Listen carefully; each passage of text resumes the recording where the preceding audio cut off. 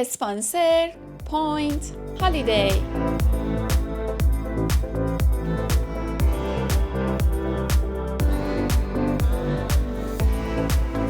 سلام به همه دوستای خوبم، امیدوارم حالتون خوب باشه. من حسام هستم و امروز اومدیم منطقه بلک، هتل سوئنو دلوکس بلک. تشکر میکنم از شرکت پوینت هالیدی، هماهنگی لازم رو انجام دادن تا این ویدیو رو واسه شما دوستان عزیزمون بسازیم. بریم داخل ببینیم چه خبر.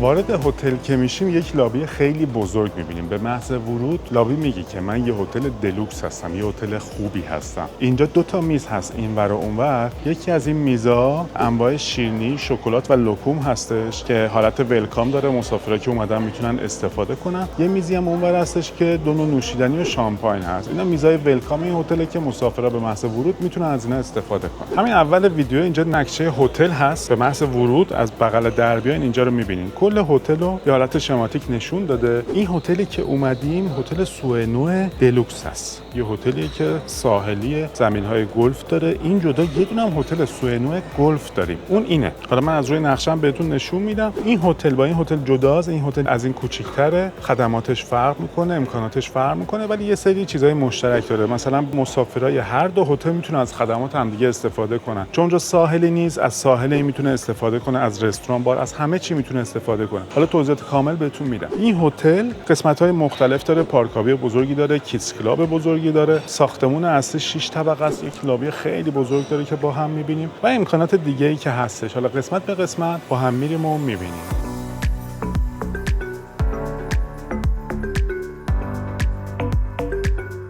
همونجوری که گفتم یک لابی خیلی بزرگی داره. معمولا توی هتل‌ها وقتی وارد میشیم سمت راست یا چپ رسپشن. اینجا چون لابیش خیلی بزرگه باید تا وسط لابی بیاین، بعد رسپشن رو می‌بینید. همونجا که وارد شدین سمت راستتون یکم جلوتر هم میزهای تور لیدرها بود، بعد اون قسمت گست بود. اینورم که رسپشنه. بریم رسپشن هم از نزدیک ببینیم. توی هتل‌ها که وارد شدین به همراه پاسپورت و برگه ووچر باید بیاین قسمت رسپشن. اونجا بهتون فرم میدن، پر می‌کنین. ساعت 2 بهتون اتاق تحویل میدن و روز آخر ساعت 12 باید تحویل بدید. این که ساعت 2 بعد از ظهر بهتون اتاق تحویل میدن، این به خاطر اینه که ساعت 12 شما هم روز آخر اتاقو تحویل میدین. اتاق باید تمیز شه، سرویس بشه تا به مسافر جدید داده بشه. اگه هتل مساعد باشه، اتاق خالی داشته باشه، زودتر میاد. اینجا همون بخش رسپشنیه که بهتون گفتم.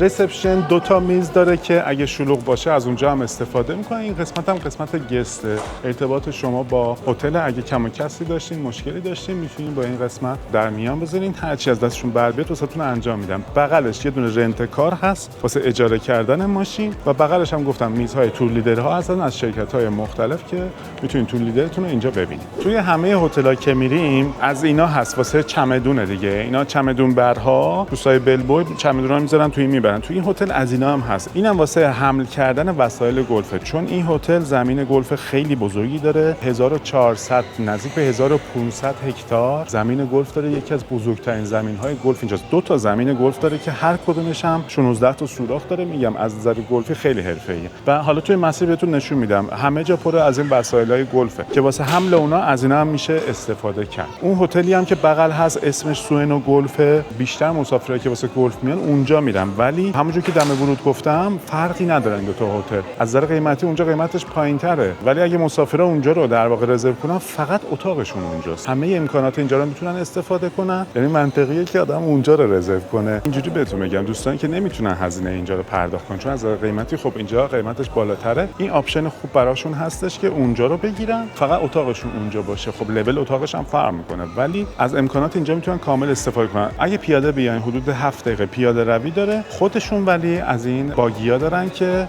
خود هتل کمک میکنه بهتون. با باگی بیاین 1 دقیقه 2 دقیقه نهایت 1 دقیقه راه دیگه. میارنتون اینجا صبح بیاین تا شب، از کل امکانات اینجا میتونین استفاده کنید. بریم ادامه لابی رو با هم ببینیم چند تا امکانات هست.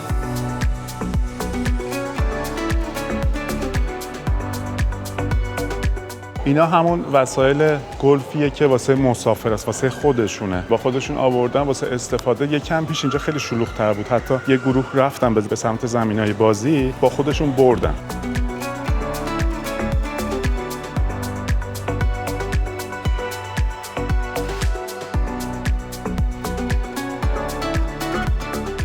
اینجا روبروی همون رسپشن که دیدیم 2 تا بار هست. یکی بار نوشیدنی های غیر الکلی مثل چای و قهوه، اون یکی بارم که چسبیده بهش نوشیدنی الکلی. اینجا ساعت 8 صبح تا ساعت 12 شب کار میکنه، ولی هتل بار 24 ساعته داره، طبقه پایینه. با هم میریم میبینیم. به این میگن بار ولکام دیگه. مسافرایی که اومدن از اینجا میتونن استفاده کنن.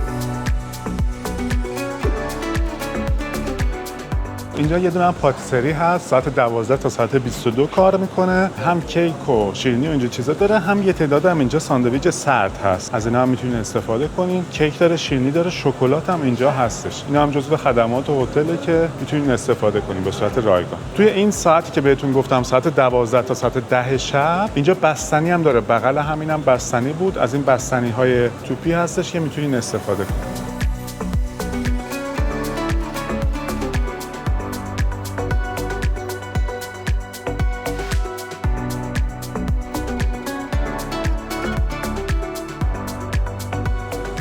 اینجا یه دونه هم پیانو هست. یه طراحی خاصی داره اینجا. یه مدل یک قایق بزرگیه که اینجاش که آب هست، واقعا آب واقعیه، ولی سقفش یه چیزی زدن که نه حالا عمدن این کارو کردن یا چجوری شد. یه حالت لرزش داره، انگار بالا هم آبه. یه حس جالبی داره. اینجا یه پیانو هست که معمولا توی هتل ها ساعت 7 به بعد 8 به بعد یه نفر از هتل پیانیست میان اینجا برنامه اجرا میکنه. مسافرها هم نوشیدنیاشون رو میگیرن اینجا، میشینن تو اون قسمت‌های مختلف و استفاده میکنن. این فضاش خیلی باحاله. کلا تم هتل آبی رنگ، جاهای مختلف. این بین این آبیا این کشتی که مشکی و قرمزه به چشم میزنه.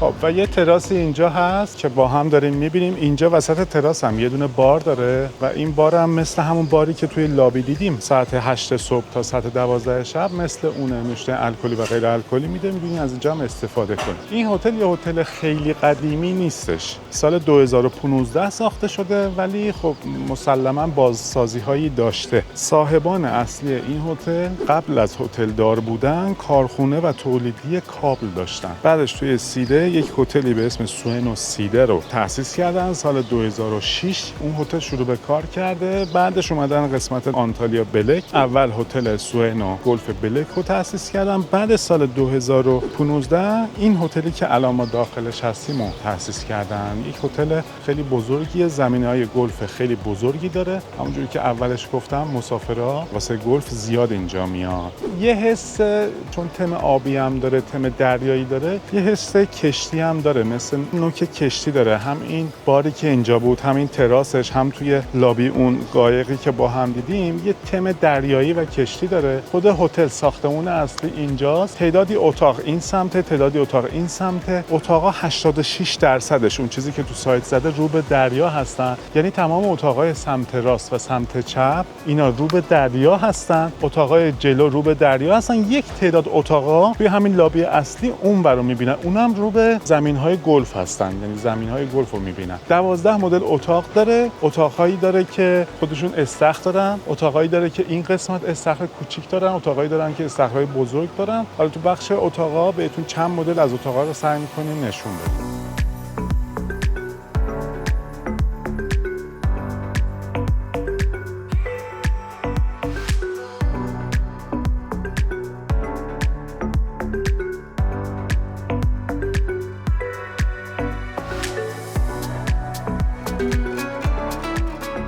طبقه پایین که میاین کلی اینجا امکانات هست. دیسکو داره، سینما داره، بار اصلی، رستوران، جایی که میره به سمت محوطه، کیدز کلاب، همشون طبقه پایینه. با هم قسمت‌های مختلف رو می‌بینیم. اول بریم به سمت این بار 24 ساعته. این قسمت و فضاش، این صندلیایی که توی خیابونا معمولاً هست، یه همچین حسی داره. فضای متفاوتی داره و قسمت فرق میکنه. اینجا تمش اینجوریه، اونجا تمش مثلا رنگش فرق میکنه. نشون بدیم. این ستونا هم یکم حس دلفین ایمپریال به من داد. اینجا تم و رنگش فرق میکنه، اونجا فرق میکرد. اینجا یه سالن اجتماعات، سالن برنامه‌هاشه. معمولا توی فصلایی که هوا خنکه از اینجا بیشتر استفاده میشه، یا اینکه جلسات باشه. یه چیز جالب دیگه هم اینجا هست. اینجا دستگاه آبربانک هست داخل هتل. خیلی جالب بود که دستگاه آبربانک هم هست. من اگه اشتباه نکنم مطمئن نیستم هتل تایتانیک بلک هم بود دستگاه آبربانک. حالا دقیقاً یادم نیست. این همون بار اصلی 24 ساعت هست که بهتون گفتم. اینجا انواع نوشیدنی الکلی و غیر الکلی داده میشه. چون تعداد نوشیدنیش خیلی زیاده دیگه جلو نمیاریم، میریم داخل بهتون نشون میدیم. و اینم اضافه کنم که 3 تا آبجو، 3 مدل یعنی آبجو اینجا به صورت رایگان داده میشه. اف میلر و بیگز مارکای آبجو هستن که به صورت رایگان اینجا داده میشه. به اضافه اون از همون آبجوهای مشقفه که بهش میگیم پر کردنی، از اونها هم هست. نوشیدنی الکلی و غیر الکلی هر چی بخواین از اینجا میتونیم بگیریم. و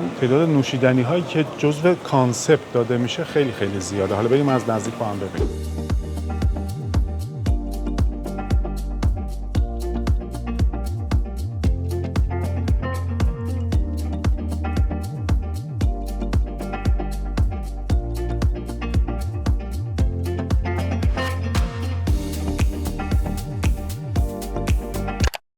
قبل ادامه اگه کانال ما رو هنوز سابسکرایب نکردی همین الان این کارو بکن. دکمه علامت زنگوله رو هم فعال کن که هر هتل جدیدی رفتیم و فیلم گرفتیم سریع از اون با خبر بشی. بریم ادامه ویدیو.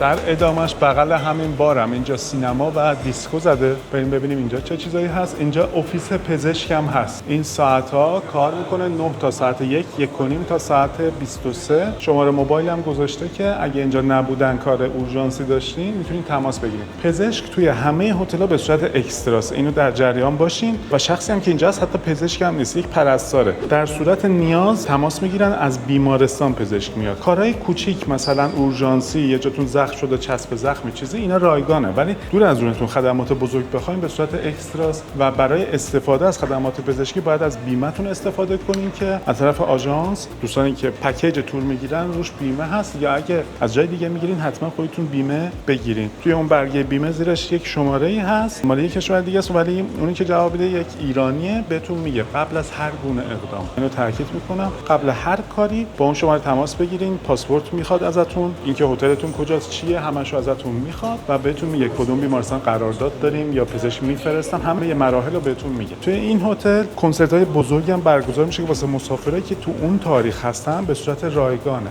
مثل کنسرت سیبل جان، مثل کنسرت ابرو گündüz. اینا خواننده‌های ترک هستن و خواننده‌های مختلف از کشورهای مختلف که اگه تو اون تاریخ باشین تعقیب کنین میتونین استفاده کنین. فکر کنم اونجا سینماست، اینجا دیسکو سرپوشیده است. داخل اینجا رو ببینیم، یه فضای خیلی قشنگی داره، چراغاش خیلی باحاله. وسطش فکر کنم کابین دیجیه و این ورش یه دونه بار هست. توی ساعتی که کار میکنه خب بارش هم کار میکنه، مسافرا میتونن استفاده کنن. معمولا توی هتل ها ساعت 12 به بعد، 12 شب به بعد دیسکو شروع به کار میکنه تا ساعت 2 شب. حالا نسبت به برنامه‌شون شاید هم بیشتر هم باشه. دیسکو هتل ها مخصوصا دیسکو سرپوشیده مثبت 18 سال هست، یعنی زیر 18 سال اجازه ورود نمیدن. ولی هتل ها سن دارن و دیسکو روباز دارن که برنامه خانوادگی داره که با هم در ادامه خواهیم دید.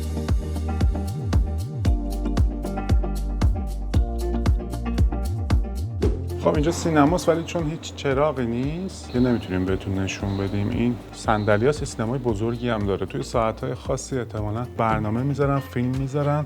یک بورد اینفو هست بهتون نشون میدم. اونجا رو اگه تعقیب کنین ساعت‌های برنامه‌های مختلف هتل اونجا میذارن که سینما از روی اون میتونید تعقیب کنین استفاده کنین. دیسکو و سینما رو دیدیم. بغلش یه دونه سالن بازی هست، یه دونه هم اونور گیم لند هست. سالن بازی یک جاییه که واسه پاسور بازی کردن، ورق بازی کردن یا حالا نرتخته چیزی اگه بخواین از اینجا میتونین استفاده کنین. یه جای خاصی مخصوص اینجا درست کردن.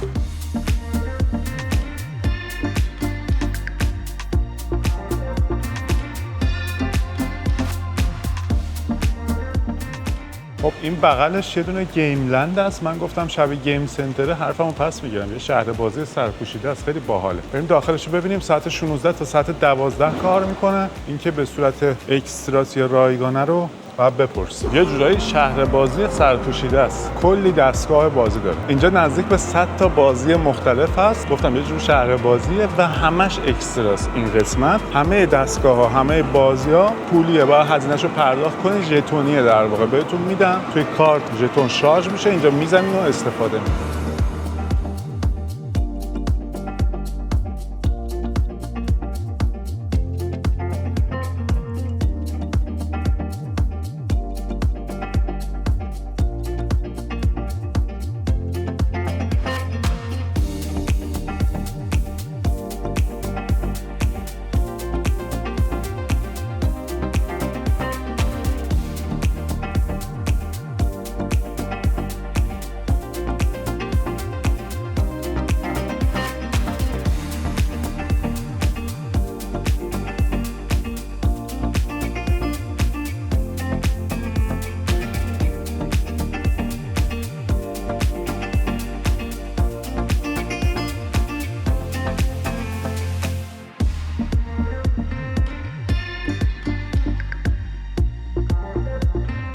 بغل اونجا هم یه دونه جا هست نوشته آمفی‌تئاتر. بریم داخل اینجا هم ببینیم. معمولا آمفی‌تئاتر هتل‌ها روباز هستن.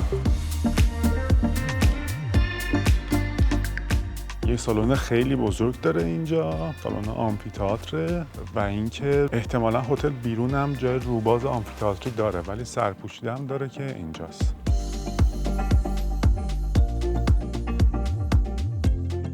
خب ما کیدز کلاب اینجا که طبقه پایین لابیست، یه راهرو هم اینجا هست با هم میریم. کیدز کلاب یه قسمت سرپوشیده داره، یه قسمت روباز هم داره که بهتون نشون بدیم. لولی پوپ اسم کیدز کلابشه. بریم داخل رو ببینیم با هم. وارد کیدز کلاب اینجا شدیم. یه کیدز کلاب خیلی خوب و مجهز داره، خیلی هم باحاله. نکته مهمش همین اولش بگم، توی تابستون 24 ساعت شبانه روزی کار میکنه. من توی هیچ هتل دیگه ای توی آنتالیا ندیدم و به صورت رایگان 24 ساعت شبانه روزی به صورت رایگان توی یه هتلی من کیدز کلاب ندیدم تا الان. وقتی که اینجا چکین میشه بچه، یعنی بچه رو میارین و اینجا تحویل میدین، یک لیستی از اسمش رو مینویسن، شماره اتاق رو مینویسن، شماره موبایل خانواده رو مینویسن و 4 تا گروه دارن واسه بچه‌ها. یه گروه قرمز هست، کارت قرمز دارن که به خاطر اینکه بچه تو این ساعتایی که مثلا خانواده گفته باید داخل اینجا باشه، از اینجا بیرون نمیتونه بره، حتی تنهایی. یه گروه سبز هست که خانواده اجازه میده که بچه من هر وقت دوست داشت بیاد بره تو اتاق، بیاد محوطه پیش ما، هر چیزی که دوست داره بچه. یه گروه سفید هست که اون گروه بعضی از بچه‌ها هستن که به نور آفتاب حساسیت دارن. خانواده‌ها میگه که بچه من مثلا این حساسیت رو داره، فقط توی قسمت سرپوشیده باید باشه، چون قسمت روباز هم داره. با هم می‌بینیم. یه گروه آبی هم هست، اونایی که آلرژی‌های خاصی به غذا یا به هر ماده‌ای دارن، اونا رو جدا میکنن از هم. اینجا کتاب داره، 2 مدل کتاب داره، البته به زبان ترکی. اینا هدیه هستن به بچه‌ها میدن، خیلی جالب. و سیستم دوربین داره اینجا که البته فکر کنم همه کیدز کلابا داشته باشن، ولی اینجا ما دیدیم رو خواستم بگم. همه اتاقا رو از با دوربین کنترل میکنن که داخل هم کادر دارن که مواظب بچه‌ها هستن، ولی با دوربین هم کنترل میشه. اینجا 0 تا 4 سال باید همراه خانواده باشه. اگر خانواده میخوان خود بچه اینجا تنها باشه، باید بیبی سیتر بگیرن که هر ساعت 20 یورو هزینه‌ش. 4 تا 12 سال به صورت رایگان بچه‌ها میتونن بیان بمونن. دوباره یه چیزی من میخوام تاکید کنم که اینجا 24 ساعت توی فصل تابستون کار میکنه. توی این تاریخی که ما اومدیم 28 اردیبهشت اینجوری نیست، ساعت 12 شب میبنده. توی فصل تابستون توی اون های سیزن اینجا 24 ساعت کار میکنه. بریم داخل اینجا رو ببینیم. خب به محض ورود هنوز کیدز کلاب اصلی نرفتیم. اینجا یه اتاق بچه‌های نوزاد هست. یه اتاق نوزادها هستش که تخت خواب دارن، 2 تا جا واسه در واقع شیر دادن مادر. از این قسمت میتونن استفاده کنن. اینجا واسه نوزاد این اتاق. خب اینجا یه اتاق لگو داره واسه بچه‌ها، این داخله، ولی الان چون دارن بازسازی میکنن داخلش رو بهتون نشون نمیدیم، چون دارن یه چیزایی رنگ میکنن، تعمیر میکنن. اونجا توی دیوارم اگه از پشت شیشه دیده بشه یه حالت کوهنوردی هست واسه بچه‌ها. و این میزی که همینجا پر این بازی لگوه، این قرار داخل باشه. خود محوطه کیدز کلاب رو با هم میبینیم. اینجا یه سن مانند داره. اینا چقدر باحالن. اینجا یه باری هم مخصوص بچه‌ها داره که آب میوه، آب و چند مدل هم میوه به بچه‌ها داده میشه. اینجا هم تو این ساعتایی که کار میکنه هست. یه حالت میز داره واسه نشستن بچه‌ها.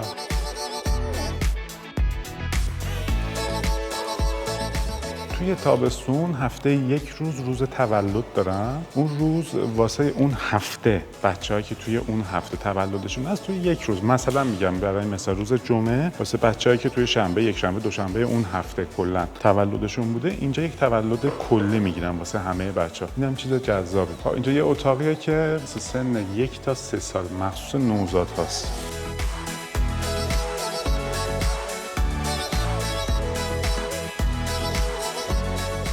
خب یه اتاق دیگه روبروش هست واسه بچه‌های 4 الی 6 سال واسه بازی‌های اینا. بازم یه سری بازی‌ها اینجا انجام میشه.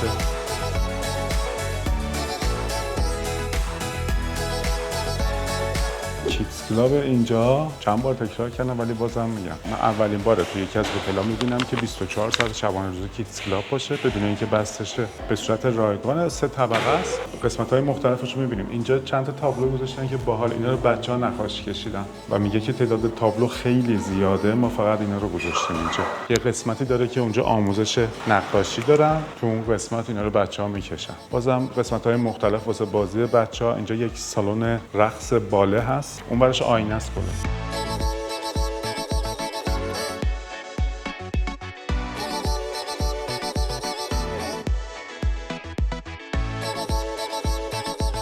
یه باشه کوچیکی اینجا هست، ولی اصل قسمت روبازش طبقه سوم اینجاست که در واقع طبقه همکف لابیه. بهتون نشون میدم.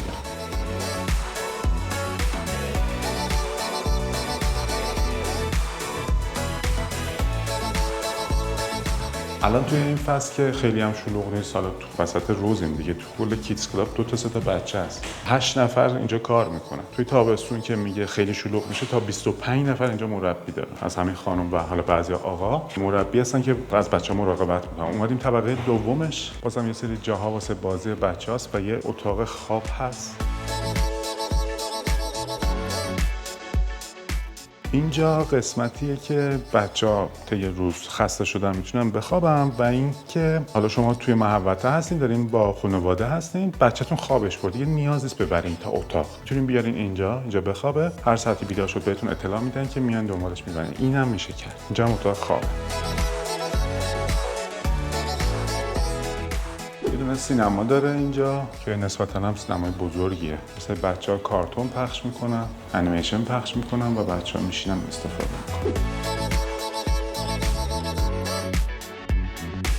خب اومدیم قسمت روبازه این کیدز کلاب. اینجا همون طبقه همکفه، همون جایی که لابی هست. منتها چون ما رفته بودیم پایین، از پایین دوباره اومدیم بالا. طبقه سوم کیدز کلاب یه جای خیلی بزرگیه، بازی‌های مختلف داره و اکثرا هم توی تابستون از این قسمت کیدز کلاب بیشتر استفاده میشه. 2 تا زمین بازی داره، اینجا آتلیه نقاشی داره، خودش استخر داره، استخری داره که با ماسه بچه‌ها بازی میکنن. قسمت‌های مختلف داره. جزو کیدز کلاب‌های خیلی خوب و قوی هستش که توی هتل‌ها دیدیم. این هتل کناری هم که از اینجا داریم می‌بینیم هتل کالیستا هستش که قبلا فیلم برداری کردیم و توی کانالمون هست. اون ورش هم یه هتل دیگه هست به نام هتل کورنلیا که ان شاءالله اونجا هم فیلم برداری خواهیم کرد. اینجا یه سری نواقص داره، مثل همین قسمتی که داریم می‌بینین، بار هست یا این قسمت آتلیه نقاشی. اینا توی تابستون فعال میشه. ما الان 28 اردیبهشت 1403 هستیم و از تقریبا 2 هفته بعد، مثلا هفته اول خرداد، دیگه سیزن اصلی تابستون شروع میشه که اون موقع دیگه نواقص هتل‌ها برطرف میشه. اینجا 2 تا هم زمین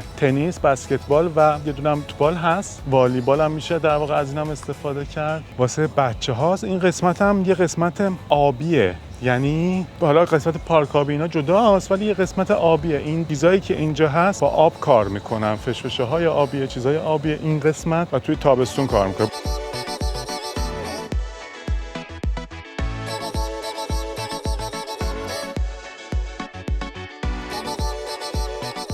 این مسیر همون مسیریه که ما دم ورود اونجا سلام دادیم و وارد شدیم. دقیقاً میرسه به همون مسیر. اینجا بچه‌ها به تنهایی نمیتونن بیان. تو اون ساعتایی که بازی‌های گروهی هست، مثل اون پارک آبی مانندی که بهتون نشون دادیم، یا ساعتایی که اینجا اکتیویتی هست، خود کادر کیدز کلاب اینجاست. گفتم توی تابستون 25 نفر کادر داره. اینجا هستن و بچه‌ها کنترل میشن. ولی توی حالت نرمال که برنامه نیست، بچه‌ها اینجا نمیتونن بیان. اونجا بهتون گفتم که 2 تا استخر داره، یکی عمق 35 سانتی متر، اون یکی هم فکر کنم عمقش همینه، ولی اونجا از این شن و ماسا ریخته شده، مثل ساحل بچه‌ها با اونا بازی میکنن و اینا روشون سقف هم دارن، یه حالت توری دارن که آفتاب خیلی شدید باشه بچه‌ها زیر اون بازی کنن و اذیت نشن. اینجا تختای کوچیک واسه آفتاب گرفتن بچه‌ها هم هست، بزرگاش هم هست، واسه خانواده‌ها، کوچولو هم هست واسه یه بچه‌ها. در مورد این کیدز کلاب یه چیز دیگه هم اضافه کنم، البته این کالسکی که اینجاست واسه یکی از مسافراست، ولی خود هتل هم کالسکی داره و به صورت رایگان میده، ولی دپوزیت میگیرن، 1000 لیر دپوزیت میگیرن امانت. حالا تا یه روز یا اون هفته‌ای که اینجا هستیم میتونید استفاده کنیم، بعد پس میدین کالسکی رو ساله اونو بهتون میدن. اگه حالا مشکلی داشته باشه از دپوزیت کم میکنن. نکته مهمش اینه که زیر 3 سال و زیر 3 سال میتونه از کالسکی استفاده کنه و 15 کیلو به بالا نباید باشه. این شرایطیه که میتونن استفاده کنن. تشکر میکنیم از دوستمون. بریم قسمت‌های دیگر هم ببینیم با هم. خب از داخل کیدز کلاب که میایم بیرون، اینجا یک راهرویی هست. همین اولش یه دونه آرایشگاه هست. آرایشگاه اکستراست، توی همه هتلایی هم که رفتیم اکسترا بود، شامل هزینه است. در ادامهش چند تا از آلاکارت ها هستن. این هتل در کل 6 تا آلاکارت داره، 4 تاش اینجاست، 2 تاش هم بیرونه. آلاکارتاش هم همش به صورت اکستراست. بابت استفاده باید هزینه‌شو پرداخت کنید و اینجا در واقع آلاکارت ها رو با هم می‌بینیم. حمام ترک و سالن فیتنس هم داره. بریم اونو ببینیم. حالا برگشتنی از داخل آلاکارت هم یه چیزایی بهتون نشون میدم. اینجا حمام ترک و سالن فیتنس داره، استخر سرپوشیده هم داره. بریم ببینیم. ساعت 8 صبح تا ساعت 21 زده که اینجا کار میکنه. همین به محض ورود اینجا سمت چپ سالن فیتنس، اینجا رو ببینیم، بعد در مورد خدمات اسپا بهتون توضیح میدم.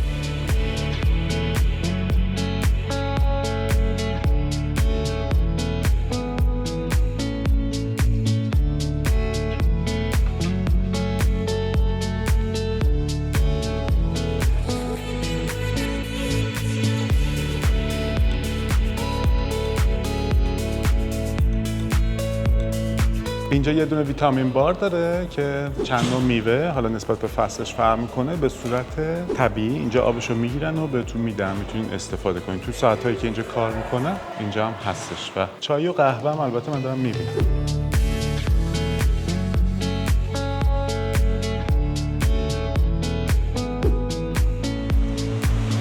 خب و اما استخر سرپوشیده که اینجاست. اینجا توی فصلایی که هوا خنک میشه آبش گرم میشه، یه قسمت کوچیکی از این استخره از اونجا راه داره به بیرون، حالت روبازه. اونجا استخر آب گرم روبازه در واقع که چسبیده به این. یه استخر با عمق کم هم اینجا هست، بغلش هم از این آسانسورهای معلولین هستش که به صورت سیار این آسانسور معلولینشون، یعنی هر جا که لازم باشه هر استخری اینو با خودشون میبرن. اونجا هم در واقع باتری داره هم که چرخ داره، هر جا که بخوان میتونن با خودشون ببرن. واسه دوستانی که معلولیت دارن از طریق این آسانسور میتونن وارد آب بشن و برگردن، چه حالا اینجا باشه چه تو استخرهای بزرگ باشه، چون چرخ داره قابل حمله، با این کمک میکنن.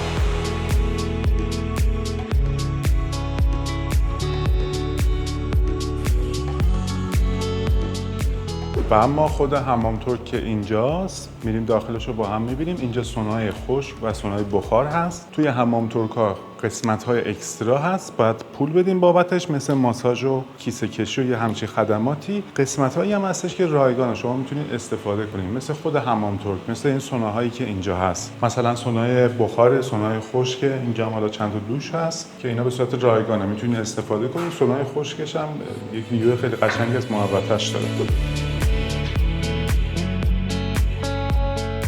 و اینجا خود حمام ترک ما داخلش رو نمیتونیم نشون بدیم چون از مسافرها داخل دارن استفاده میکنن. اتاق استراحت یه سونای دیگه هم اونجاست. معمولا تو هتل 2 تا سونا هست با دماهای مختلف. یه سونا اونجاست، 2 تا سونا هم اونجا دیدیم و خود حمام ترک این قسمت. خب یه چیز جالب بهتون بگم، اینجا 2 تا حمام ترک داره و یه سونای دیگه هم گفتم داره. فرقش اینه اینجا عکس خانم هست روش و اینجا نوشته فقط واسه خانوما. الان البته بسته است، یعنی اگه خانوما بگن ما یه حمام ترک می‌خوایم که مخصوص خودمون باشه، اینجا رو باز می‌کنه. حتی این سونا هم الان بسته است. من فکر کنم توی تابستون اینجا هم کار میکنه. مخصوص خانم‌ها جدا دوست دارن یا اونجا مشترک رو استفاده کنن یا دوست دارن به صورت جدا بیان، از اینجا هم میتونن استفاده کنن. چون خانم‌های معجبه هم میان در واقع واسه استفاده از استخرینا از اون مایع اسلامی استفاده میکنن. واسه قسمتایی هم مثل حمام ترک و سونا هم میتونن در واقع به صورت پرایوت خودشون باشن و فقط همون طور که خانم‌ها هستن استفاده کنن. این همون طور مختلطه، اونجا فقط مخصوص خانم‌هاست. سوناش هم اینجوریه دیگه. این سونایی که با هم دیدیم مختلط بود، اونجا مخصوص خانم‌ها.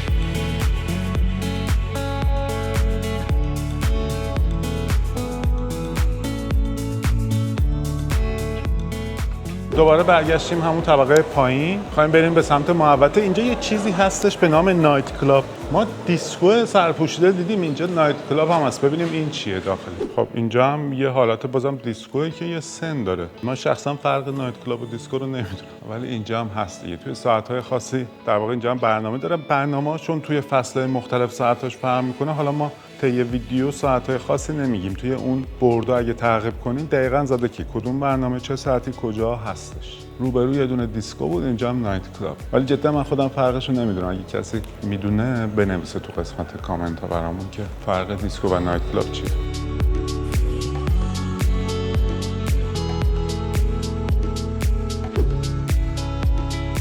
و اما رستوران اصلی اومدیم. وعده‌های اصلی صبحانه نهار شام اینجا هست. یه دونه هم شب ساعت 23 تا ساعت 1 بامداد بازم اینجا بازه. شام دیر کرد بهش میگن. یه سری قوانین هستش که توی همه هتل‌ها هست، با مایو و بیکینی وارد نشین. و یه قانون دیگه هم هستش که غذا از اینجا بیرون نیارید. یه اینفو بوردی هم هستش که بهتون در خروج توضیح میدیم و بریم داخل اینجا رو هم با هم ببینیم. اینجا که ورود می‌کنیم ما یکم زودتر اومدیم. اینجا معمولا یه نفر توی ولکام وای میسته از طرف هتل واسه ولکام. این که گفتم غذا بیرون نبرین، اونو اینجا زدن.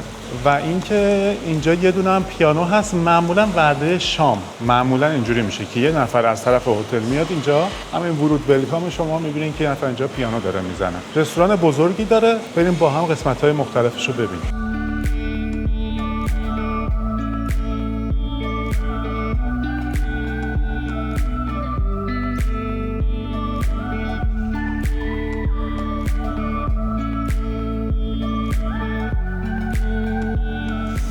اینم اضافه کنم که همین رستوران ساعت 1 شب به بعد تا ساعت 7 صبح که صبحونه شروع میشه بازم کار میکنه، ولی مثل وعده‌های اصلی مثلا غذای گرم و زیادی نداره. یعنی 24 ساعت اینجا کار میکنه، وسطش چند ساعت بسته میشه اونجا.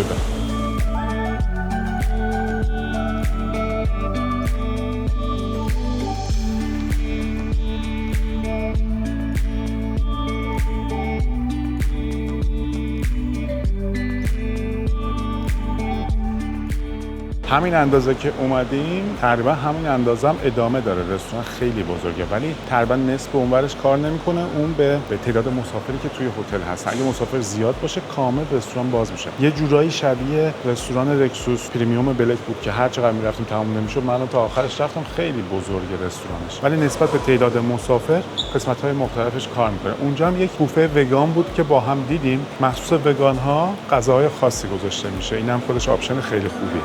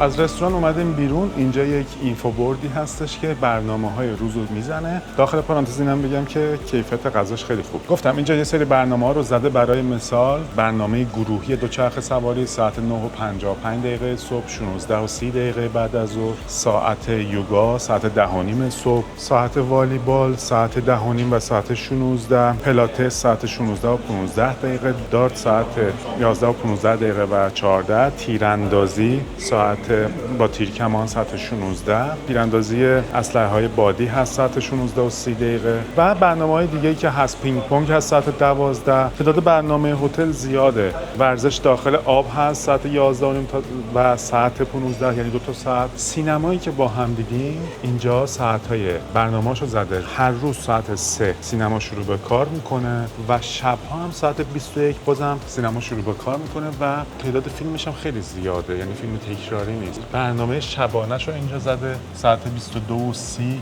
دیجی پرفورمنس، دیجی پارتی داره. ساعت 21:30 توی آمفی‌تئاترش احتمالاً برنامه اجراییه. حالا هر چی که تونستیم واسهتون فیلم میگیریم. توی هتل این امکانات رایگانه. برای مثال من پینگ پونگ رو همیشه مثال میزنم. حالا میریم با هم میبینیم. میز پینگ پونگ رایگانه، همیشه هم اونجا میتونین استفاده کنین. ولی این ساعت گروه انیماسیون هتل از مسافرای دیگه هم ثبت نام میکنن. تو این ساعت همه مسافرا با هم مسابقه دارن و در واقع همه با هم بیشتر خوش میگذره. ولی هر ساعت که بخواید اینا رو میتونین شما استفاده کنید. بریم به سمت محوطه هتل. اینجا عکاسی هست به صورت اکستراست، جزو خدمات رایگان نیست و تعدادی مغازه که اینجا هستن و همشون به صورت اکسترا.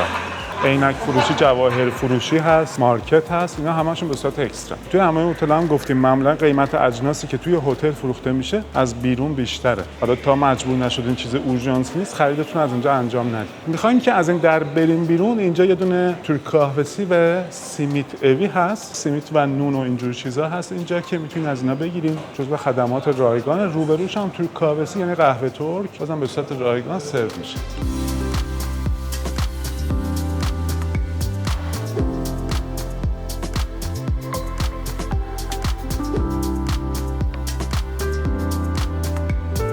وارد محوطه شدیم. اینجا جایی هست واسه نشستن مسافرها، همون تورک قهوه‌سی که داخل دیدیم از اونجا سرویس میدن واسه اینجا. بریم قسمت‌های مختلف رو با هم ببینیم.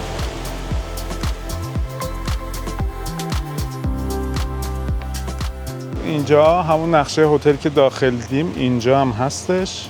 همون دم ورود دیدیم قسمت‌های مختلف رو نشون میده. یک اینفو بوردی اینجا هست مثل همون خروجی رستوران اینفو بورده بود، مثل اون تایما رو زده. بغلش نارگیله یعنی جایی که قلیون میدن هست. قلیون توی همه هتلایی که رفتیم اکسترا بوده، حالا بستگی به هتل قیمتاش فرق میکنه. و دسک هولم این ورش هست. دسک هولم به خاطر اینه که با خودتون حوله از داخل اتاق بیرون نیارین. واسه استفاده توی محوطه و ساحل میتونین از اینجا حوله بگیرین، بعد تحویل بدین و اون کارت حولتون رو پس بگیرین. اینجا یه باری هستش که مثل همون باری که توی لابی بود ساعت 10 تا ساعت 12 شب کار میکنه. نوشیدنی الکلی غیر الکلی میده. نوشیدنی الکلی مثل اون بار اصلی 24 ساعته نیست. اونجا یه سری نوشیدنیای برندی بود که توی همه بارها داده نمیشه. اینجا هم نوشیدنی برند هست، رد لیبل هست، جک هست، شیواز هست، ولی اونجا یکم گزینه بیشتر بود نسبت به اینجا. یه حالت پلی هستش که خیلی هم قشنگه، میره به سمت ساحل. ما برای اینکه امکانات رو نشون بدیم، یه سری امکانات اونور، یه سری امکانات اینور. از اینور میریم از سمت چپ، از اونور برمیگردیم. اینجا یه حالت فکر کنم اسنک باره، بریم از نزدیک ببینیم. یه سری هم این پاویلیون بهشون میگن، این اتاقکا رو میبینین مثل همین اتاقا که توی ساحل هم هست. اینا به صورت اکستراست، باید هزینه بدیم بابتش و سرویس نوشیدنی هم معمولا روشون دارن. چون قیمتاشون نسبت به تاریخ اون فصلش فرق میکنه. حالا دقیقاً قیمتش رو نمیدونیم، ولی اومدین از قسمت گست میتونیم بپرسیم. پاویلیون توی همه هتل‌ها به صورت اکسترا، هم اینجا هست هم توی ساحل. بریم اون قسمت اسنک باره رو ببینیم. اینجا نوشته سوئنو میدان، یه جایی مثل میدون. خود کلمه سوئنو هم به معنی خیاله، حالا خواب نمیشه گفت، به معنی رویاست. یه حالت میدان درست کردن، میدونی درست کردن که دورش انگار مغازه است، خدمات مختلفی است. بریم از نزدیک ببینیم با هم. در کل مسافرها میانگین سنیشون یکم بالاست این هتل. خب هتل دلوکس و هتل گلف، هتل‌های گلف معمولا اینجوریه، میانگین سنی مسافر یکم بالاست.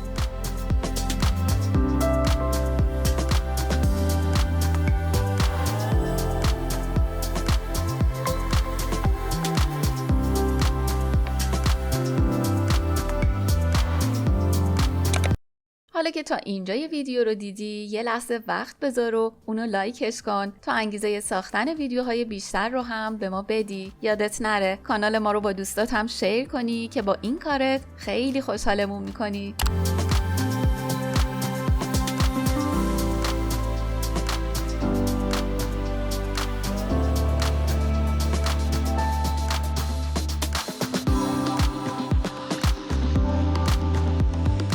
بستنی مگنوم اینجا داده میشه. از این بستنی هم هستش. اونجا دیدیم که بستنی میدادن از این توپیا، اینجا از این بستنی های بسته بندی شده با مارک مگنوم هم داده میشه به صورت رایگان. میتونیم بگیم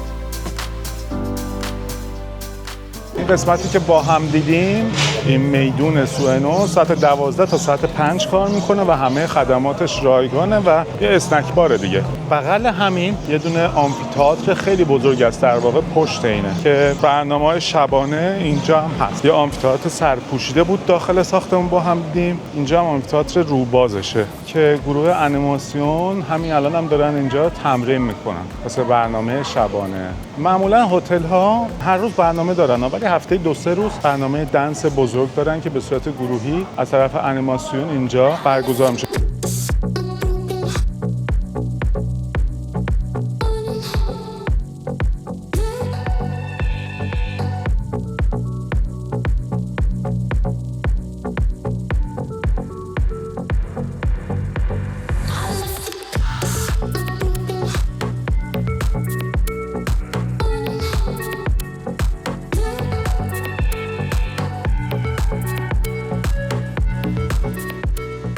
نه یه برنامه اختصاصی مخصوص ما بود که قبل اجرای عصری با هم دیدیم. در ادامه یه دونه هم اینجا بار هست. این بار هم مثل همون بارایی که دیدیم ساعت 10 تا ساعت 12 کار میکنه. یه جورایی تا الان هر باری که دیدیم ساعت 10 تا 12 شب کار میکنه، به جز اون بار اصلی که طبقه پایین لابی دیدیم که 24 ساعت کار میکنه.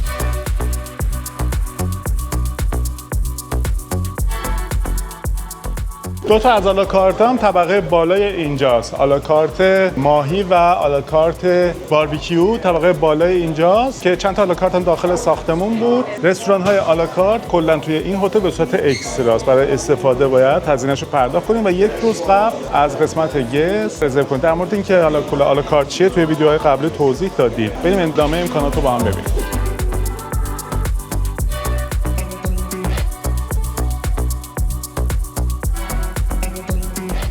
اینجا همون میز پینگ پونگیه که بهتون گفتم به صورت رایگانه. توی هتل‌ها معمولا اینو مثال میزنم. اینجا راکتش هم هست، توپش هم هست. هر ساعتی که بیاین میتونین از این استفاده کنین، ولی تو اون ساعتی که انیماسیون گذاشته تو اون ساعت به صورت گروهی اینجا مسابقه میشه. رسیدیم بغل پارکابی، الان میریم داخلش رو میبینیم، ولی اون پشت یه دونه پلتفرم هست چون الان تایم یکی از برنامه‌هاست میخوام بریم اونجا بعد برگردیم اینجا. توی اینفو بورد یکی از ساعت‌ها پلاتس هستش. اونجا یه گروه از مسافرا دارن ورزش میکنن، بریم با همونو ببینیم.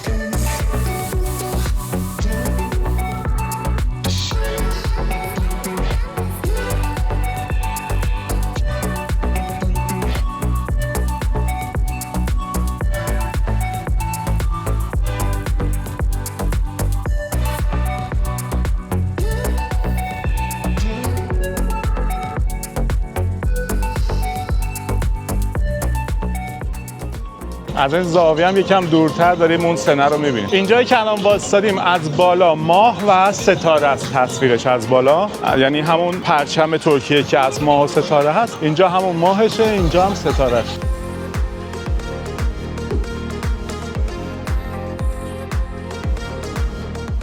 امروز 28 اردیبهشت 1403 تاریخ رو هی دارم تکرار میکنم به خاطر اینکه امروز یک روز نیمه ابریه، آفتاب میاد میره، واسه همین شاید یکم روح نداشته باشه این ویدیو. در کل وقتی که نور و آفتاب نیست یکم چجوری میگم بیروح میشه ویدیو، ولی در کل توی اردیبهشت ما اینجوریه دیگه، بعضی روزا آفتاب میره حتی بارونی هم میشه. اومدیم قسمت پارکابی. یه پارکابی نسبتا بزرگی داره. یه نکته خیلی مهم توی این پارکابی، اون قسمتی که میرین بالا و سوار میشین آسانسور داره. این خیلی مهمه. توی همه هتل ها نیست. توی بعضی از هتل ها که ما رفتیم فیلم گرفتیم مثلا اونجا رو که میبینین شاید 4 یا 5 طبقه باشه. اگه شما بخواید بریم بالا حتی بعضی قسمت ها باید از این تویوبا با خودتونم ببرین. خب این خیلی سخته که این همه رو برین و چند ثانیه بیاین پایین. من خودم شخصا این کار نمیکنم، ولی اینجا آسانسور داره و این خیلی چیز خوبیه. البته توی هتل فکر کنم گرانادا هم دیده بودیم آسانسور. در کل آسانسور واسه پارکابی خیلی مهمه. اینجا هم یه دونه پارکابی کوچیک واسه بچه‌ها هست، سنای مختلف، که البته تو این ساعتی که ما اومدیم خب پارکابیش کار نمیکنه،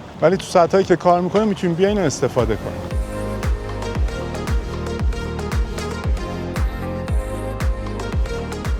اینجا بیچ کلاب هتل سوئنو هستش. ما تا الان یه دونه آمفی‌تئاتر بزرگ دیدیم، یه آمفی‌تئاتر بزرگ سرپوشیده دیدیم، 2 تا دیسکو دیدیم، یکی دیسکو بود یکی نایت کلاب بود. اینجا هم یک دیسکو روباز ساحلیه. هتل جا واسه اجرای برنامه زیاد داره و برنامه هم زیاد داره، ولی مثل بعضی از هتل‌ها خیلی اکتیویتی نداره. اینو خواستم بگم، هر شب برنامه داره، اجرا داره، کنسرت‌های بزرگ برگزار میشه، خواننده‌های معروف ترک و کشورهای مختلف میاد.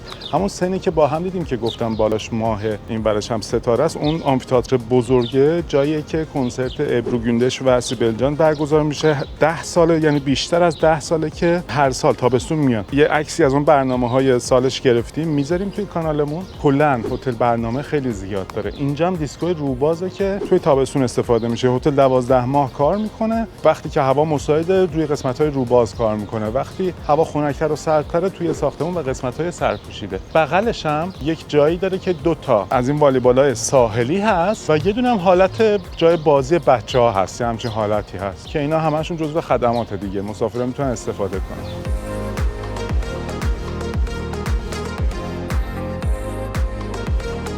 اینم اضافه کنم، من دوباره تاریخو میگم، 28 اردیبهشت 1403 هستیم و هتل خب خیلی خلوته، تقریبا مسافر خیلی کمن. ما چرا تو این تاریخ میایم فیلم میگیریم؟ برای اینکه هم واسه تابستون در واقع میخواین هتل انتخاب کنین، هتل رو ببینین قبلش، هم اینکه خیلی شلوغ نباشه که مسافرا وارد حریم خصوصیشون بشیم یا اذیتشون کنیم. واسه همین فکر نکنین که هتل کلا بیروح و خلوت و اینجوری، نه. تو این تاریخی که ما اومدیم هتل خلوته. معمولا هفته‌های آخر خرداد یا تیر ماه دیگه اوج شلوغی هتل ها هستش که پر مسافر میشن. اومدیم رسیدیم قسمت ساحلی. اینجا گزلمه هست ولی تو این ساعت کار نمیکنه. ساعت 12 تا ساعت 4 زده. گزلمه توی همه هتل‌های آنتالیا هست. یه غذای سنتیه که معمولا هم یه خانم محلی از طرف هتل میاد میشینه این غذا رو درست میکنه و به صورت رایگان تو این ساعت‌ها میتونیم بگیریم. یه باری هم اینجا دم ساحل هستش که به خود ساحل خدمات میده. اسکله از فکر کنم روی اسکله بار داره. الان با هم میبینیم. این بار ساعت 8 صبح تا ساعت 6 بعد از ظهر کار میکنه و بازم نوشیدن الکلی که توی بار اصل دیدیم هست. خب اونجا یکم تنوع بیشتر بود ولی اینجا هم شیواز رو دارم میبینم، رد لیبل رو دارم میبینم. همین مارک‌های معروف و همین لب ساحل هم میتونیم بگیریم.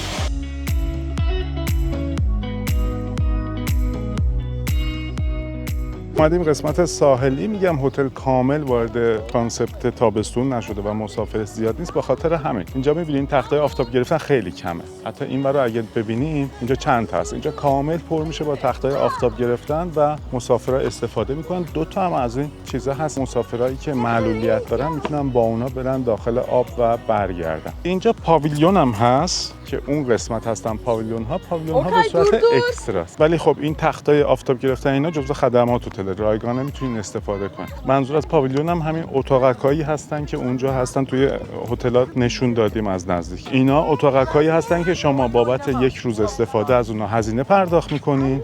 یه قسمت خصوصی و پرایوت مخصوص شما، خدمات نوشیدن اینا هم داره. اون اسکله هم روش یه دونه بار هست، بریم از نزدیک ببینیم.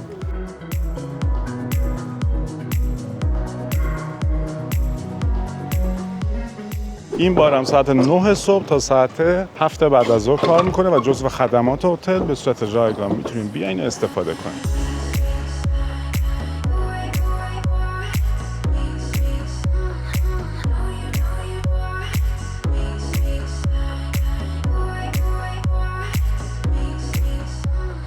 برگشتیم اون قسمتی که رفته بودیم به سمت ساحل، اینجا بار بود جلوی در واقع پارک آبیا. الان می‌خوایم از روی این پله برگردیم که این مسیرم بهتون نشون بدیم. امکانات اونور رو دیدیم، از این ور برگردیم. اینجا مثلا یه مینی گلف هست. زمین‌های گلف بزرگی که این هتل داره جدا، اینجا هم یه مینی گلف هستش که کوچولوئه دیگه. مینی گلف از همون برد اینفویی که اونجا دیدیم اینجا هم هست. برنامه‌ها رو زده کامل، ساعت‌ها رو زده. یه اینفو برد دیگه هم اینور است که بیشتر فکر کنم برنامه مینی دیسکو رو زده اینجا که طی روز چه برنامه‌ای دارن اینجا زده. خب روبروی همون بردی که واسه کیدز کلاب بود یه دونه هم استخر کوچیک با عمق 35 سانتی متر هست واسه بچه‌هاست که از این سقف‌های توری هم داره که بچه‌ها زیر آفتاب اذیت نشن و تعداد استخرش هم خیلی زیاده. استخرهای کوچیک داره، استخر بزرگ داره که همشون با هم متصلن. تعداد استخرش زیاده که مسافرها راحت بتونن همه جای در واقع محوطه باشن.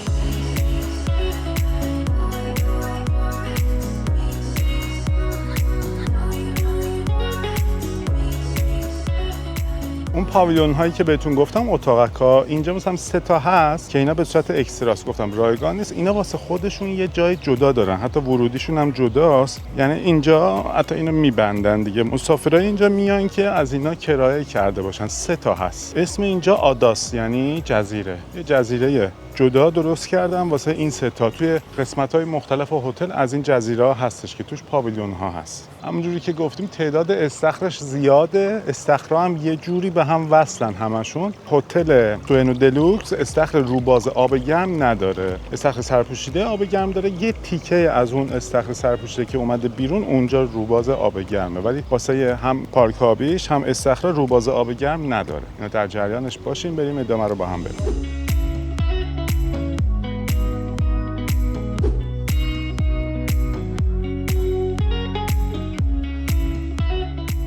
اینجا 2 تا پل هست، یکی میره به سمت همون اسنک باره که ما از اونجا رفتیم، یکی هم میره اینور. توی اینور هتل زیاد امکانات نیست، بار هست من دارم میبینم، ولی امکانات اصلی تو همین سمت چپی بود که ما با هم رفتیم و برگشتیم. از اینجا هم یه منظره خیلی خوبی از هتل داریم میبینیم. هتل 2 تا بال داره، همه اتاقا رو به دریا هستن اینور. یک سری از اتاقا تو اون ساختمون اصلی اون پشتن که اتاقای اکونومی یا همون استاندارد که اینجا بهش میگن، اونا رو به زمین‌های گلف هستن. بقیه اتاقا 86% این اتاقا دریا رو می‌بینن. توی همین ساختمون اصلی هم اون بالای بالا یه دونه کینگ روم هستش که در ادامه بهتون نشون میدیم. اتاقای نورمال هست، اتاقای اینفینیتی هست، اونم بهتون نشون میدیم. و گفتم کینگ رومی که اون بالای بالاست و تو قسمت اتاقا با هم می‌بینیم. خب اومدیم بخش اتاقا رو بهتون نشون بدیم. 5207 شماره اتاقمونه. این اتاق یکم متفاوته. الان داخل بیایم توضیح بدیم. فکر کنید اینجا نیست کلا. ما وارد این قسمت میشیم.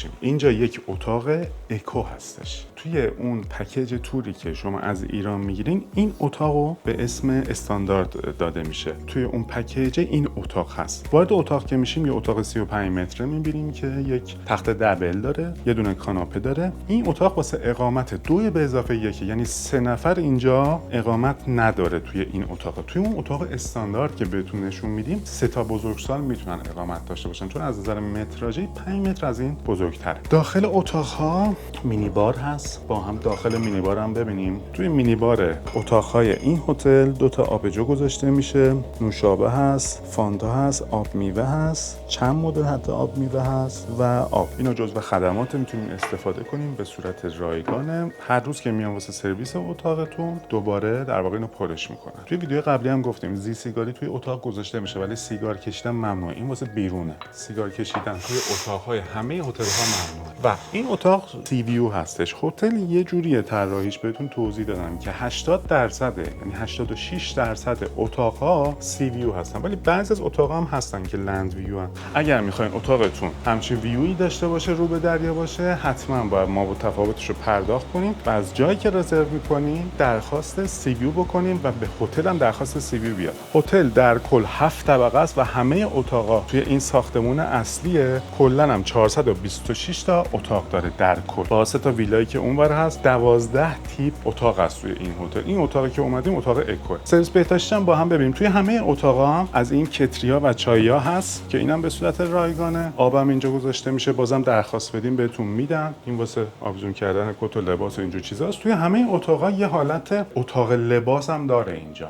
کمد که میگیم یکم بزرگتره دیگه، اتاق لباسه. اینجا بالشت اضافه میبینم، سیو باکس میبینم. این قسمت اتو هست، میز اتو هست. توی همه اتاقا هست، چه اکو چه حالا تیپ‌های متفاوت. از اینا میتونید استفاده کنید. بیرون که توی بالکن 2 تا صندلی بود واسه اوناست. اینا دمپایی حوله‌ای اینجا هست. اینجا لیست خشکشویی است. خشکشویی توی همه هتلایی که رفتیم دیدین که به صورت اکستراست. پاشنکش اینجا هست، واکس هست و نخا سوزن. اینا هم جزو خدماتی که میتونید استفاده کنید. دمپایی حوله‌ای هم اینجا 2 تا هست و داخل سرویس بهداشتی هم با هم ببینیم. سرویس بهداشتی همه اتاقا به این شکله که اینجا در واقع یک وان داره و خود توالت اونجاست. بعضی از اتاقا وان ندارن، اینو در جریانش باشید. توی اکثر ویدیوها گفتم هتل‌هایی که سال 2017 18 به بعد بازسازی شدن اونا بعضیشون وانا رو برداشتن. اینجا چند تا شامپو بدن و سر هست، میتونید استفاده کنین. داخل اینجا مسواک گذاشته میشه، 2 تا خمیر دندون بزرگ گذاشته میشه، یک ژیلت جدا و یک خمیر ریش گذاشته میشه. اینجا لیف هست، سوهان هست، شونه، گوشپاکن، کاور مو و کش مو، پد واسه پاک کردن آرایش و گوش پاک کنم بازم یه چند تا دیگه اینجا هستش که میتونید استفاده کنید. لیف هم فکر کنم همون اول گفتم. اینجا به تعداد نفرات هم تنپوش گذاشته میشه با مارک خود سوئنو که اینا هم میتونید استفاده کنید، جزو خدمات هتل.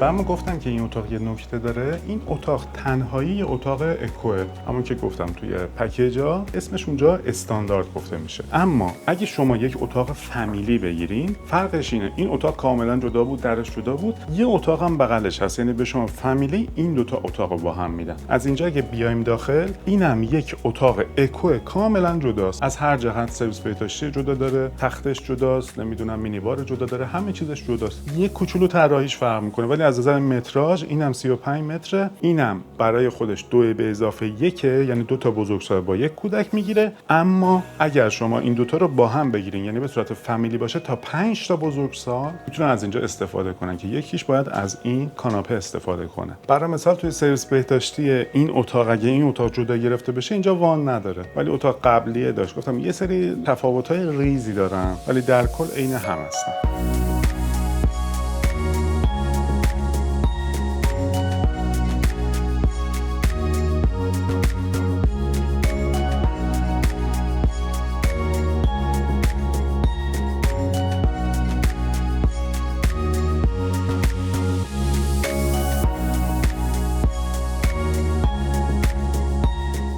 اتاق بعدی که میخوایم بهتون نشون بدیم 6277 طبقه 6م، یک اتاق دلوکس. وارد که میشیم اینجا سرویس بهداشتی هست، بعدش حالت کمد و اتاقک لباس هست. حالا با جزئیات بهتون نشون میدیم داخلشو. و خود اتاق از اتاق قبلی که بهتون نشون دادیم بزرگتر، اینجا 45 متره، اونجا 35 متر بود و واسه همین که بزرگتره امکان اقامت 3 تا بزرگسال هم داره. 2 تا تخت تک نفره اینجا هست، ولی اتاقهایی هم داره که یک تخت دبل داشته باشه و نفر سوم هم از این کاناپه استفاده میکنه. این کاناپه چکیات بهش میگن، اینجوری بکشینش تبدیل به تخت میشه. این اتاقا واسه 3 تا بزرگسال و یک کودک هم قابل استفاده است. داخل اتاق امکاناتی که هست مثل همون اتاق قبلی است که با هم دیدیم، مینی بار، بازم 2 تا نوشیدنی الکلی، 2 تا آبجو گذاشته میشه، آب میوه هست، نوشابه هست، اسپرایت هست، اینجا کتری هست، قهوه، چای، آب، خدماتی که داخل سرویس بهداشتی گذاشته میشه. و این اتاق لباسی که اینجاست، اتاقک لباس بهش بگیم چون در نداره،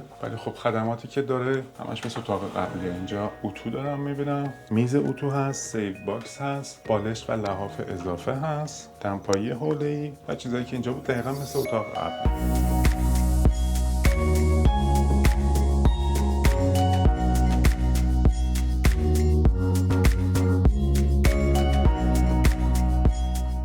اومدیم طبقه 7م، اتاق کینگ سویت. یه دونه است از این اتاق، بهترین مدل اتاق اینجاست، بهترین سویت اینجاست. 2 تا ورودی داره، هم از این ور ساختمون ورودی داره این در، هم از اون ور ساختمون ورودی داره. این راهرو کلا مال این سویته. یه اتاق خیلی خفن. اینجا اتاق لباسه ولی یه سری از وسایل بالکن داره احتمالاً بزرگ، اونا اینجاست، سیف داره و اینجور چیزا. سرویس بهداشتیش اینجاست و خود اتاق اصلی اینجاست. خب این اتاق سرویس بهداشتی خیلی بزرگ، یک جکوزی حرفه‌ای داره رو به دریا. سالن ورزشی نمیشه گفت، یه جایی داره که در واقع واسه ورزش، تردمیل داره، از این دوچرخه‌ها و چیزا داره. یه دونه هم سونای خشک واسه خودش داره اینجا. اینجا هم تراسشه که اشراف کامل داره به همه جای اتاق.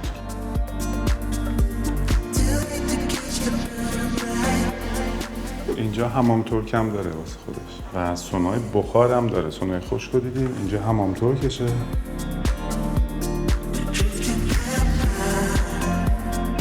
و اینجا هم سونای بخارش. اینجا سونای خشک بود با هم دیدیم، اینجا سونای بخارش. و سالنش، ما از اون ور میمدیم تو سالن، از اتاقش وارد شدیم اومدیم. سالن اصلی اینجاست. اینجا هم یک میز غذاخوری بزرگی هست، بازم رو به دریا. سالن بزرگ و مجهز. وسط سیگاری هست، کینگ دیگه میتونه سیگار بکشه.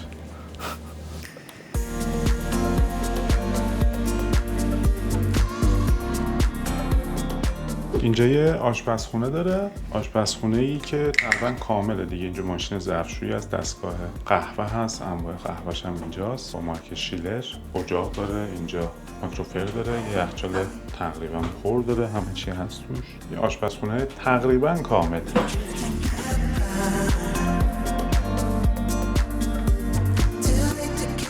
یک اتاق دیگه هم اینجا هست، 3 بهداشتی جدا داره، اتاقک که در واقع لباس داره، مثل همون اتاق دلوکسیه که با هم دیدیم.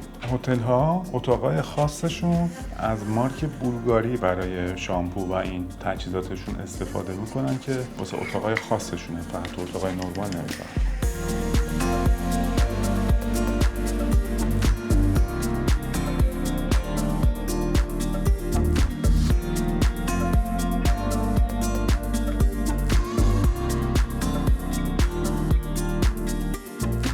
یه اتاق دیگه مثل همون اینجا هم هست. در کل ما 6 تا تخت خواب با هم دیدیم که یه اتاق اصلی و مستر بود و این یکی اتاقایی که مثل همون اتاقای دلوکس هم.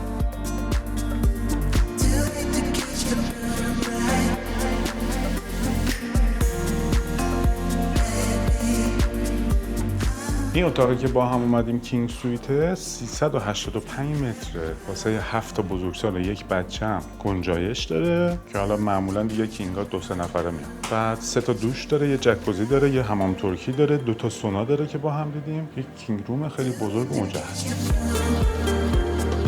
واسه این اتاقا آلاکارتایی که بهتون نشون دادیم و پاویلون ها به صورت رایگانه. این اتاقا ترانسفر رایگان VIP هم از فرودگاه دارن در صورت درخواست و اینکه توی قسمت بارشون همون یخچالی که دیدیم تا 70 cc نوشیدنی های الکلی، حتی اونایی که تو بار دیدیم نوشیدنی خیلی خوبه داده میشه به صورت رایگان، میتونن استفاده کنن. اتاق بعدی که میخوایم بهتون نشون بدیم 3261 شماره اتاقشه، یک اتاق دلوکس اینفینیتیه، عین همون اتاق دلوکس قبلی که بهتون نشون دادیم، دقیقاً مثل همونه، هیچ فرقی نداره. 45 متر واسه اقامت 3 تا بزرگسال و یک کودک مساعده، ولی یک استخر اینفینیتی داره. حالا سرویس بهداشتی و این اتاقی که لباسش رو بهتون نشون میدیم در ادامه. وقتی که وارد میشین همون اتاق یک کم طرحش هم فرق میکنه. از این اتاق اینفینیتی 10 تا هست کلا توی کل این هتل. تنها تفاوتش گفتم یک کوچولو طرحش فرق میکنه و این استخر فوق العاده ای که اینجا هست.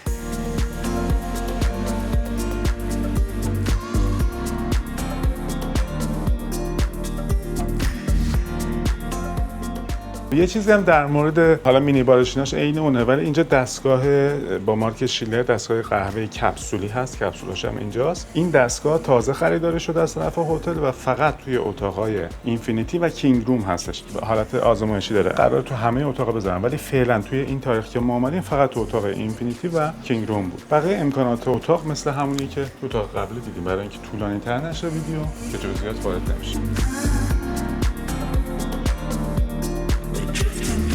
28 اردیبهشت 1403 هستیم و توی این تاریخ اومده بودیم هتل سوئنو دلوکس رو به شما نشون بدیم. تا یه فیلم با هم هتل رو دیدیم. حالا بخوایم یه جنبندی کلی در مورد هتل داشته باشیم، بعد بگیم که از لحاظ غذایی هتل کیفیت و تنوع بالایی داشت. از لحاظ نوشیدنی هم تعداد برندهای بین‌المللی رایگان هتل زیاد بود. این هتل آبجو شیشه‌ای هم توی 3 مارک متفاوت به مسافراش ارائه میداد. هتل یک کیدز کلاب بزرگ و مجهزی داشت و فعالیت 24 ساعته این کیدز کلاب توی فصل تابستون اونو از کیدز کلاب بقیه هتل ها متمایزش میکنه. هتل یه پارکابی بزرگ و مجهز به آسانسور داشت که قسمت آسانسورش خیلی مهمه. هتل از لحاظ لوکیشن تو منطقه بلک قرار داره و مثل همه هتلایی که توی این منطقه قرار دارن از شهر فاصله داره و رفت آمد واسه مسافرا به مرکز شهر و مراکز خرید یکم سخت. رفتار پرسنل هتل خوب بود ولی آموزش دیده و در حد هتل سوئنو نبود. یه نکته دیگه که میخوام در مورد این هتل بگم، مسافرانی که توی هتل سوئنو گلف بلک هستن میتونن از خدمات این هتل به صورت کامل و رایگان استفاده کنن و برعکس مسافرایی که اینجا هستن میتونن از خدمات اونجا هم به صورت کامل استفاده کنن. این نظرات ما در مورد این هتل بود. شما هم هتل رو طی فیلم با ما دیدین. خوشحال میشیم که نظراتتون رو در مورد این هتل واسه ما تو قسمت کامنت ها بنویسین. ما ویدیو کامل با دیتای کامل رو توی کانال یوتیوب میذاریم. کوتاه شده اون ویدیو رو توی پیج اینستاگراممون میذاریم. خوشحال میشیم که ما رو هم توی یوتیوب هم توی اینستاگرام تعقیب کنیم و ما رو به دوستاتون هم پیشنهاد بدین. دوستان اصرار دارن که توی ویدیوها در مورد قیمت هتل هم بگیم، چون قیمت هتل ها نسبت به فصل تعداد نفرات متفاوته. میتونین از طریق دایرکت پیج اینستاگرام با ما در ارتباط باشین و قیمت مناسب نسبت به شرایط خودتون رو از ما بگیرید. از شرکت پوینت هالیدی تشکر میکنم. هماهنگی لازم رو انجام دادن تا این ویدیو رو واسه شما دوستان عزیزمون بسازیم و از شما دوستان عزیزم تشکر میکنم که تا آخر این ویدیو همراه ما بودین. تا یه ویدیو دیگه و یک هتل دیگه، خدا نگهدار.